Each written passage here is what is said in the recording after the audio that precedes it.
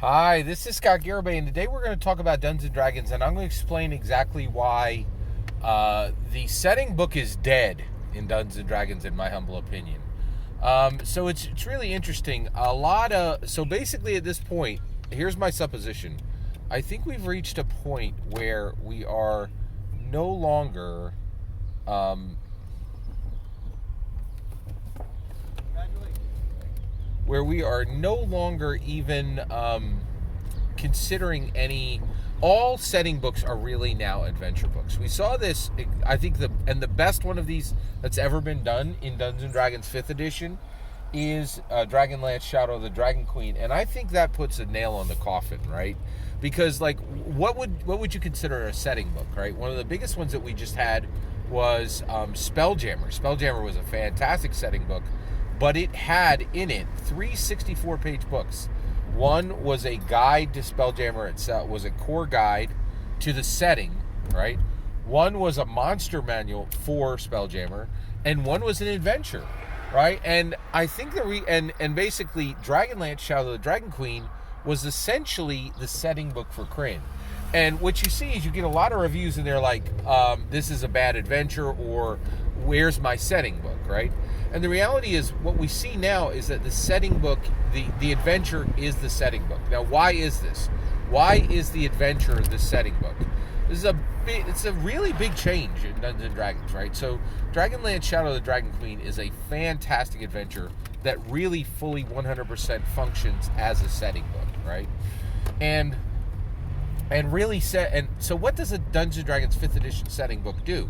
Well, it's a really big deal, right? Here's what a Dungeons and Dragons 5th edition setting book does. Is the biggest thing that it says, hey, we're refreshing this pool and we're going to fill it with water. What do you mean by that? Well, I want you to think about Dungeons and Dragons setting. Here's a good example, right? So Dragonlance Shadow of the Dragon Queen was an in-ground pool that was built in first edition, right? And it continued to be updated in each. It continued to be. Dragonlance was updated in first, second, and third edition. I don't think we got almost anything strong for Dragonlance in fourth edition, and then we waited 6-7 years before it was really brought forward in 5th edition, right? But like, when that was created, basically this pool that had been in use, that had been filled with water and maintained, this in-ground pool in 1st, 2nd, and 3rd edition. But in 4th edition, that thing dried out. Nobody was swimming in it, right? Like, and then in 5th edition, it was completely refurbished, and the water was put in, and there was a bar set up next to it, and people could come and enjoy it, right? And that's the reality of it, right? Whereas, think about Oriental Adventures right now.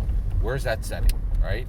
It was brought forward in 1st edition, got virtually no support in 2nd edition, was restored as Rukugan in 3rd edition, completely forgotten in 4th edition, and now we know, I'll tell you right now, there is zero possibility, in my humble opinion, that you will ever see an Oriental Adventures in 5th edition. The name alone is enough to keep it out, right? And the reality is, I think Radiant Citadel and Candlekeep Mysteries was a really strong attempt to bring in minority creators, but those books struggled. Like, they're not the books that are getting the most attention and the most traction in Dungeons and Dragons 5th edition. So I think the market or the interest to say, oh yeah, let's restore Oriental Adventures, give it a new name, refresh it, there's just no call for it right now in 5th edition. So that pool is dried out, and there's black sludge in the bottom, right? It's not, nobody's around it, it's empty, and it's really not being used, right? And maybe some kids are skateboarding on the shallow end, you know what I mean? Like, and maybe those kids will clean out, the black sludge in the deep end and make it into a full, half pipe, right? And there'll be people skating in the empty, Oriental Adventures, just people playing old 1st and 2nd, doing ollies, but I think the reason I'm doing this entire video, sorry to take it this late, But I just started Eberron. So I'm running 2 campaigns right now. I'm running a Dragonlance Shadow of the Dragon Queen campaign for one group, and I'm running a Eberron Rising of the Last War campaign. And the Eberron Rising of the Last War campaign is really challenging in that with Dragonlance Shadow of the Dragon Queen, we had this path that we could follow and we could break away from it. But with Eberron, there is so much packed into that book. It definitely feels like 24 flavors of jam, right? And we now know that like 24 a stand with 24 flavors of jam is not going to do as well as a stand that has strawberry and blueberry, right? You know, it just there's so many directions you can go without much direction, right? That it flounders. Whereas Dragonlance Shadow of the Dragon Queen, the direction is set, and you can jump in and you have everything you need to run an incredible campaign and go off in any direction you want.